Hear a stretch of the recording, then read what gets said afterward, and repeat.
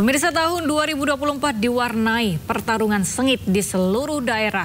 Partai politik berlomba-lomba memenangkan hati rakyat melalui figur dan ketokohan calon yang diusung.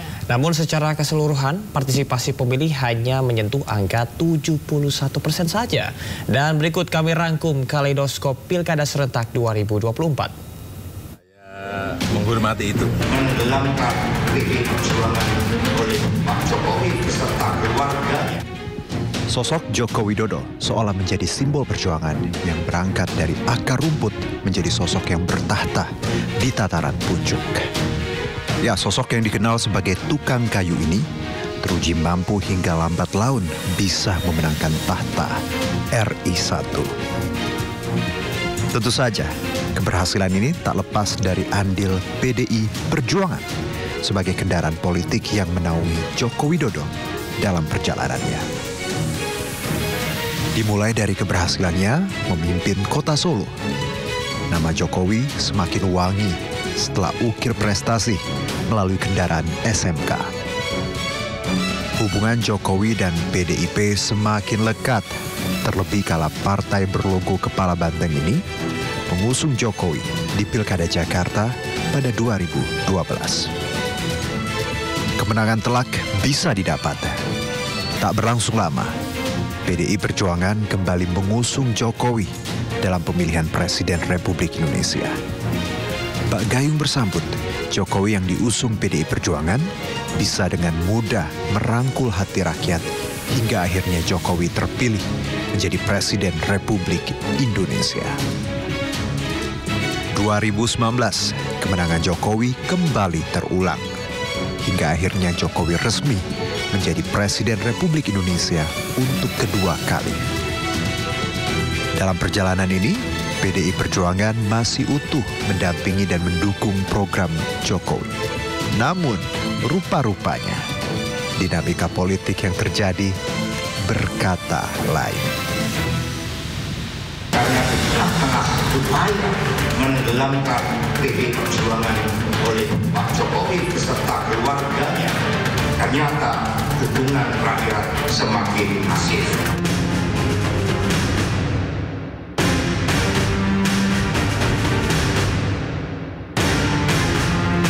Ya pemirsa, yang dulu disayang akhirnya dibuang. PDI Perjuangan resmi memecat Presiden ke-7 Republik Indonesia, Joko Widodo, dari keanggotaan partai. Anak serta menantu Jokowi, Gibran Rakabuming Raka, dan Bobi Nasution juga turut dipecat dari keanggotaan partai. Pemecatan ketiganya diumumkan langsung oleh Ketua DPP PDI Perjuangan Bidang Kehormatan Komarudin Watubun. Presiden ke-7 Republik Indonesia Joko Widodo menghormati keputusan PDI Perjuangan yang memecatnya dari keanggotaan partai. Mas Gibran sama Mas Bobi. Ya, enggak apa. Enggak apa. Artinya saya menghormati itu. Dan saya tidak dalam posisi untuk membela atau memberikan penilaian ya, karena keputusan itu sudah terjadi. Nanti waktu yang akan mengujinya. Sementara Wali Kota Medan, Bobi Nasution, enggan menanggapi pemecatannya dan tak mau berkomentar banyak. Pak, tanggapannya gimana PDIP, Pak? Tanggapan dari PDIP, Pak? Sedikit. Udah apa ya? Yang menarik, Wakil Presiden Republik Indonesia, Gibran Rakabuming Raka, justru menanggapi santai pemecatan dirinya sebagai kader PDI Perjuangan. Putra sulung Jokowi itu bahkan menyinggung pemecatan dirinya dengan guyonan satir saat memberikan sambutan pada acara pelantikan pengurus Pusat Pemuda Katolik. Pertama-tama saya ucapkan selamat kepada Ketua dan seluruh jajarannya yang baru saja dilantik pada malam hari ini. Jadi sebenarnya Mas Gusma ini senasib dengan saya. Baru saja dikeluarkan dari partai.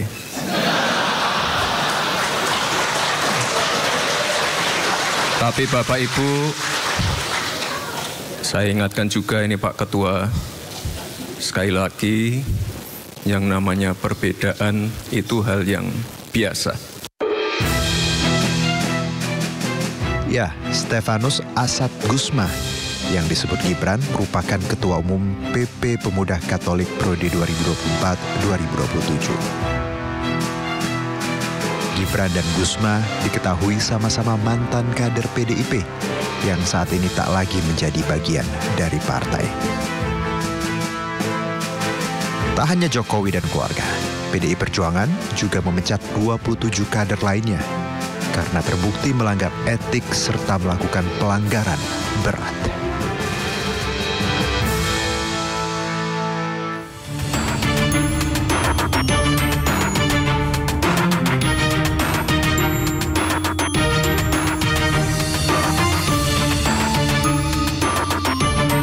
Majunya Muhaimin Iskandar sebagai cawapres mendampingi Anies Baswedan menjadi salah satu manuver politik yang mengejutkan masyarakat. Seperti kita ketahui, Caimin sebelumnya digadang-gadang menjadi bakal cawapres untuk Prabowo. Bahkan PKB menjadi salah satu partai yang didapuk oleh koalisi Kim untuk membentuk koalisi besar dengan mengajak Demokrat bergabung.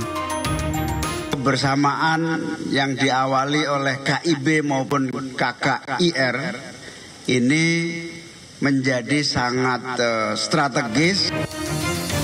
Namun karena lama Prabowo memutuskan siapa cawapresnya dan melihat adanya pecah kongsi Nasdem dan Demokrat, Caimin yang dimandat pada muktamar PKB harus jadi cawapres, langsung bermanuver ke koalisi perubahan dengan Nasdem dan PKS. Gayung bersambut, Nasdem sepakat dengan PKB untuk mengusung Caimin jadi cawapres Anies Baswedan. Tanggal 2 September 2023, Caimin dideklarasikan menjadi cawapres untuk Anies Baswedan dengan didukung koalisi perubahan Nasdem, PKB, dan PKS.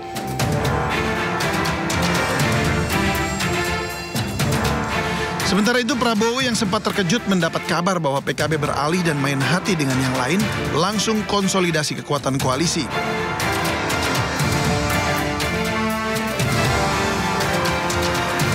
Saat itu Demokrat yang dikecewakan Nasdem langsung merapat ke koalisi Indonesia Maju, memperkuat koalisi Indonesia Maju walau tak berharap dapat posisi cawapres.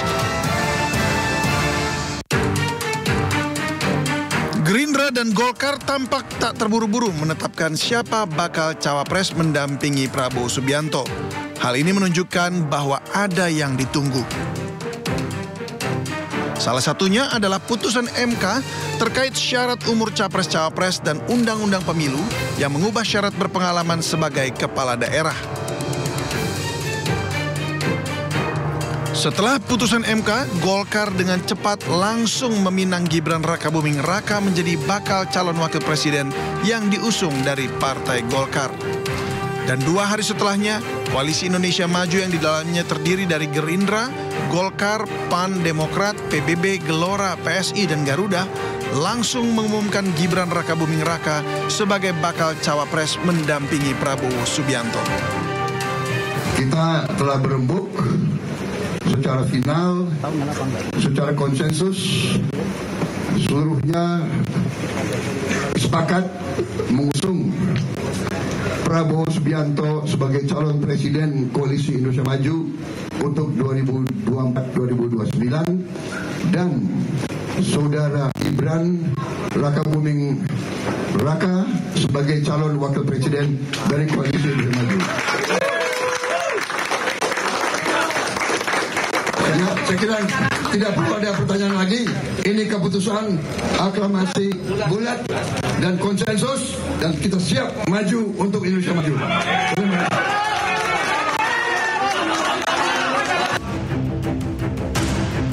Di sisi lain, pada akhir Mei 2023, koalisi P3 merapat ke kubu PDIP dengan menawarkan Sandiaga Uno sebagai bakal calon wapres sebulan sesudah Ganjar Pranowo didaulat jadi capres dari PDI Perjuangan.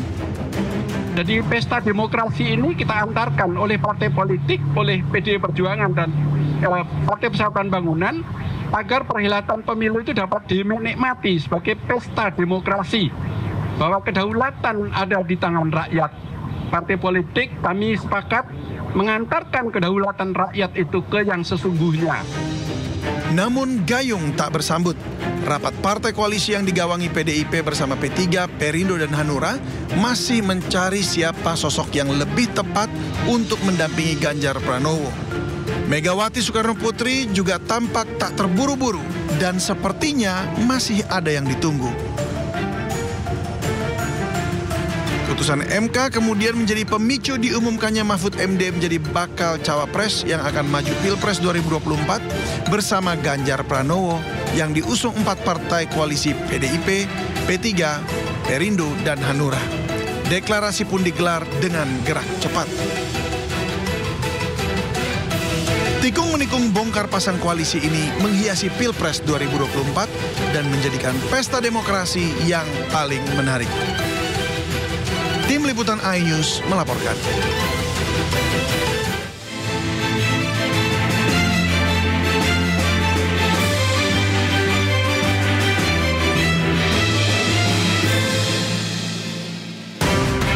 Awal tahun 2024 diwarnai rangkaian kampanye dari masing-masing capres dan cawapres.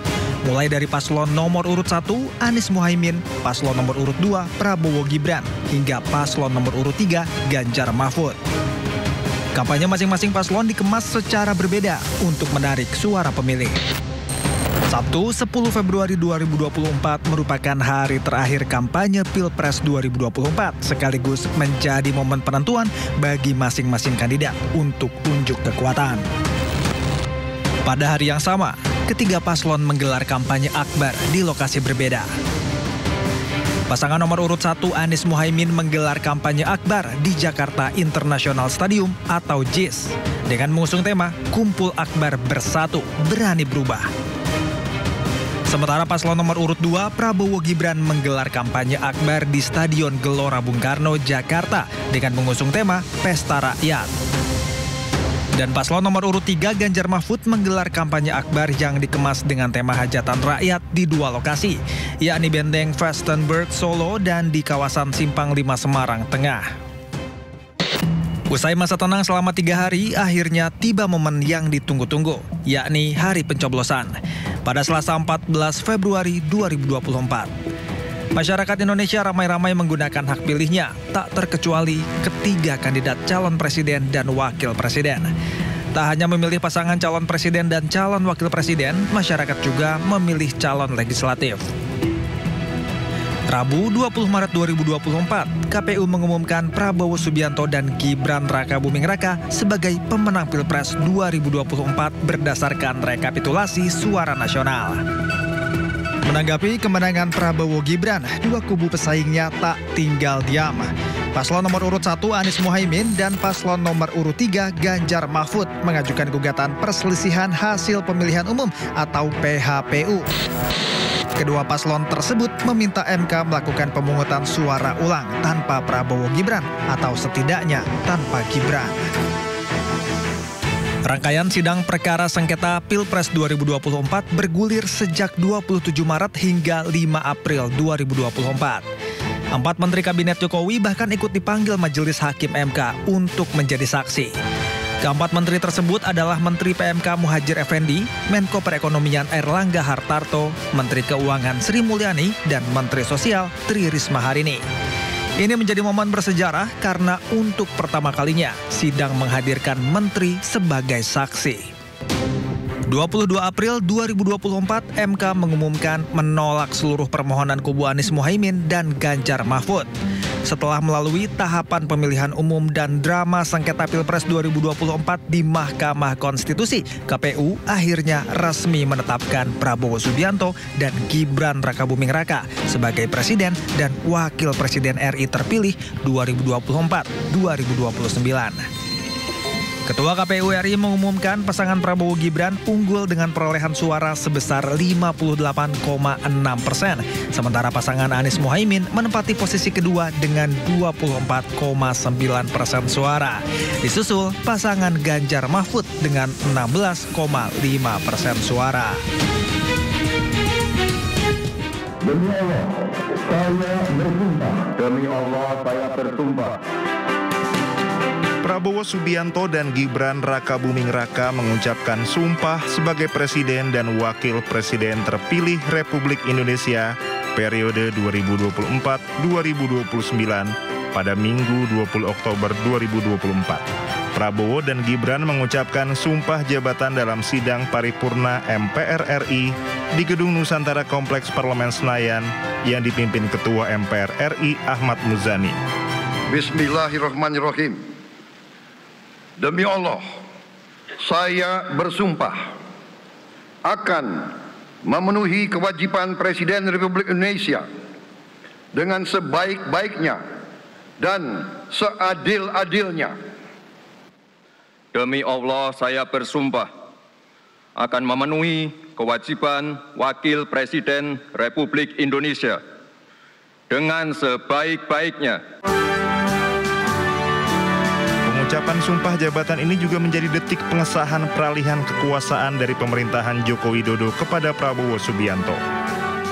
Setelah mengucapkan sumpah, Prabowo menyampaikan pidato pertamanya sebagai Presiden Republik Indonesia ke-8 dengan mengangkat sejumlah poin penting. Saya sudah katakan, kita harus berani menghadapi dan memberantas korupsi dengan perbaikan sistem, dengan penegakan hukum yang tegas, dengan digitalisasi. Insya Allah kita akan kurangi korupsi secara signifikan. Saudara-saudara sekalian, saya telah mencanangkan bahwa Indonesia harus segera swasembada pangan dalam waktu yang sesingkat-singkatnya. Saya yakin paling lambat 4-5 tahun kita akan swasembada pangan. Bahkan kita siap menjadi lumbung pangan dunia.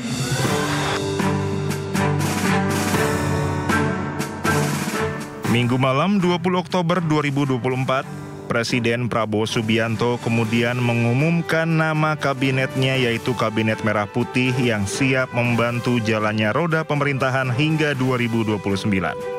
Dalam paparannya ada 48 menteri, 56 wakil menteri, dan 5 kementerian atau lembaga di luar koordinasi kementerian koordinator.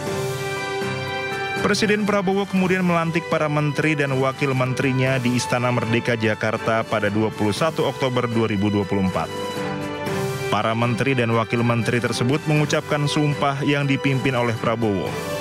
Mereka diikat untuk setia dan berbakti kepada negara.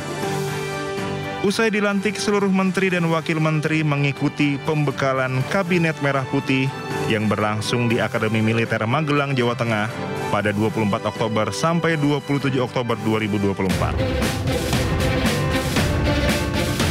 Agenda semi-militer ini diklaim sebagai momen untuk menyelaraskan kedisiplinan dan kesetiaan para menteri, wakil menteri, kepala badan, dan utusan khusus pada pemerintahan baru Prabowo Subianto dan Gibran Rakabuming Raka. Tim Liputan iNews melaporkan. Demi Allah, saya bersumpah.